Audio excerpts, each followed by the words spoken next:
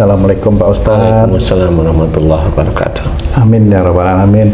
Pak Ustadz, beberapa hari terakhir ini kan ada pemberitaan yang cukup viral di televisi maupun di media sosial ya Pak Ustadz. Itu di mana ada seorang diplomat muda, itu Pak Ustadz, umur 39 tahun, ditemukan sudah tidak bernyawa lagi di kamar kosnya itu. Beliau ini, diplomat muda ini, yang menjadi cukup mencengangkan itu ya, dimana mayatnya itu di daerah kepala itu terlilit lakban yang berwarna kuning seperti itu Pak Ustadz. Rapi sekali lilitannya itu ya.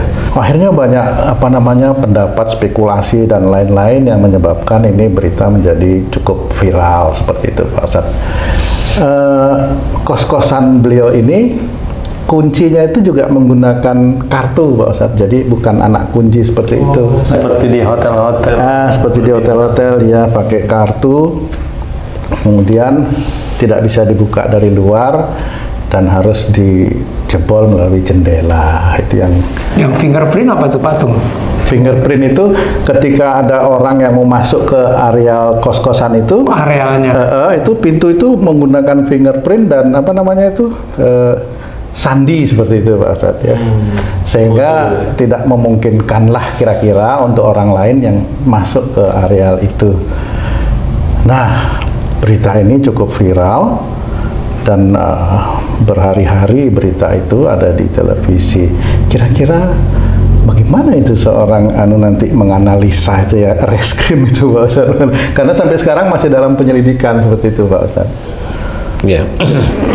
Bismillahirrahmanirrahim. Assalamualaikum warahmatullahi wabarakatuh. Waalaikumsalam warahmatullahi wabarakatuh. Amin ya rabbal alamin. Jadi ini memang ranahnya teman-teman polisi, tapi saya akan memberikan gambaran, menganalisa kenapa ini kok ada yang meninggal, muka penuh dengan lakban, kan gitu ya. Kemudian tempat kos terkunci, seperti itu. Jadi saya akan mencoba merunut ya, bagaimana di dalam menganalisa kematian itu, ini kematian tunggal atau ada orang lain. Yang pertama adalah memang jejak dari orang lain dulu. Oke. Jejak dari orang lain itu adalah kelihatan dari CCTV itu masuk dan tidaknya. Oke ya. Dari mulai seharian kan, seharian itu gimana bisa 24 jam kan, seperti itu ya. CCTV dilihat, kalau hanya beliau aja yang mondar-mandir nggak ada masalah. Kemudian fingerprint nggak ada yang tahu, hanya orang yang kos di situ. Kemudian pada saat dibuka, istilahnya bapak kos atau siapa itu kan harus pakai kartu ya, kartu untuk seperti di hotel-hotel itu, betul, modern lah istilahnya. Nah, pakai kartu aja nggak bisa waktu itu, nggak bisa. Nah, kemudian yang saya amati, sempat melihat juga adalah penjaga kos ini mencongkel jendela, berarti memang nggak bisa dibuka dari luar. Nah, kemudian dari mencongkel jendela, beliau mencoba untuk membuka pintu, ya, mencoba membuka pintu. Kemudian pintu akhirnya terbuka, akhirnya. Walaupun kesulitan pakai ini tidak bisa, pakai akhirnya terbuka ya. Dan kemudian terbuka, ditemukan dengan almarhum itu sudah ada lakban dan sebagainya, pasti ada lakban di sekitar situ. Nah, yang memang biasanya cara kerja polisi memang runut biasanya. Kayak umpamanya yang harus dilihat adalah kunci bagaimana, ada orang lain enggak yang pegang kunci seperti ini, seperti ini. Kemudian nanti si penjaga kos ditanyain, ada grendel enggak di pintu ini? Jadi kalau penjaga kos bilang ada, kemudian dia bilang, saya yang membuka grendelnya dari pintu itu. Nah, itu berarti dari dalam ada grendel. Kemudian kalau dari dalam ada grendel, berarti tidak ada orang lain, apalagi akses keluar hanya pintu itu. Satu ya. Ya, akses keluar hanya pintu itu. Kemudian yang dilihat itu apalagi, kemudian benda-benda ada yang hilang tidak, kan gitu ya. Benda-benda itu ada yang hilang tidak. kemudian ada surat tidak, surat dan sebagainya, karena itu bisa menjadi alat. Kemudian apalagi yang menjadi surat atau bagaimana itu bisa diganti dengan medsos-medsosnya dia, medsos-medsosnya dia, kemudian telepon dia kepada siapa saja, hari-hari terakhir kepada siapa. Nah, di medsos itu bunyinya apa, sampai medsos terakhir itu bunyinya apa, dilihat. Kalau gejala seperti itu dilihat nggak cuma sehari sebulan, dilihat medsos itu sampai beberapa tahun ya, seperti itu. Nah, kalau melihat seperti itu, saya berpikir bahwa kemudian di lakban, lakban sendiri harus dicari, lakban itu sendiri harus dicari. Ini satu, lakban ini ada sidik jari orang lain apa enggak, kan gitu ya. Kemudian si yang meninggal itu di tangannya ada kena lem lakban enggak, itu sebenarnya bisa dicari itu ya. Kalau tangannya itu kena, dua-duanya kena lem lakban, berarti insya Allah dia. Kemudian dilihat tangannya terkunci enggak, tangannya itu terkunci maksudnya terikat apa enggak. Kalau mau tangan terikat, berarti ada orang lain. Karena nggak mungkin dia mau mengikat dengan sendirinya, kan nggak mungkin ya. Nah, kemudian kalau tangan ini terbebas, kemudian ini terlakban, insya Allah ini kayaknya dilakukan sendiri, insya Allah ya. Nah, kalau memang ini dilakukan sendiri, kenapa kok berani melakukan sendiri? Kenapa? Di titik inilah psikiater atau ahli jiwa akan cerita.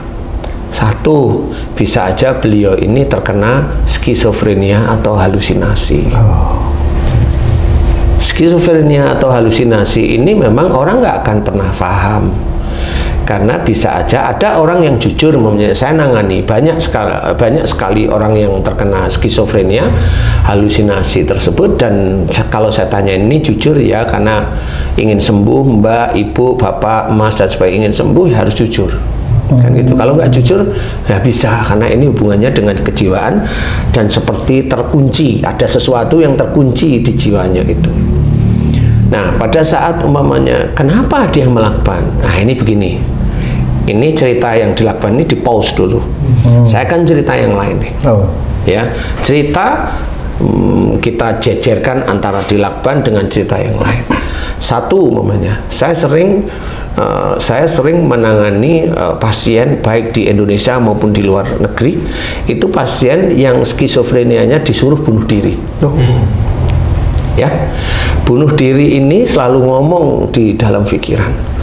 Nah, kalau saya tanya bisa tidur apa enggak, kalau dia bisa tidur tapi kadang-kadang nggak bisa tidur, ini masih skizofrenia yang nggak terlalu berat lah ya, sedang lah ya. Kemudian kalau disuruh bunuh diri, biasanya saya tanya, Mbak atau Bu atau siapa Mas, pernah nggak sebelum ada suara bunuh diri ini, satu, Mbak atau Bu atau Mas, ini ada masalah yang menjadikan seperti Mbak ini atau Mas ini seperti hidupnya itu tidak ada gunanya waktu itu. Alhamdulillah hampir semuanya jawab iya. Yang mana? Macam-macam nanti. Yang luar negeri mamanya, karena kerja di Taiwan atau kerja di Singapura, kan kerjaan banyak nih, Hong Kong dan sebagainya. Itu kan saya ada yang bilang saya kerja nggak boleh pakai jilbab, bingung dia terus akhirnya itu mulailah muncul keluar seperti itu. Ada yang kerja kemudian bosnya itu ngamuk-ngamuk terus, akhirnya dia juga sama, intinya ini bunuh diri. Nah, pada saat saya ngasih tahu seperti itu, beliau itu sudah paham, kemudian mulai saya ajarkan jangan terlalu takut dengan seperti itu dan jangan berputus asa, karena berputus asa itu dilarang oleh Allah Ta'ala. Jadi seorang itu dilarang berputus asa dari rahmat Allah. Jadi rahmat Allah, kehidupan kita ini sebenarnya rahmat Allah. Jadi jangan disia-siakan. Jadi isi dengan sesuatu hal yang baik. Nah, pada saat dia mulai sudah paham, ngerti, didoain, alhamdulillah suara itu hilang. Satu.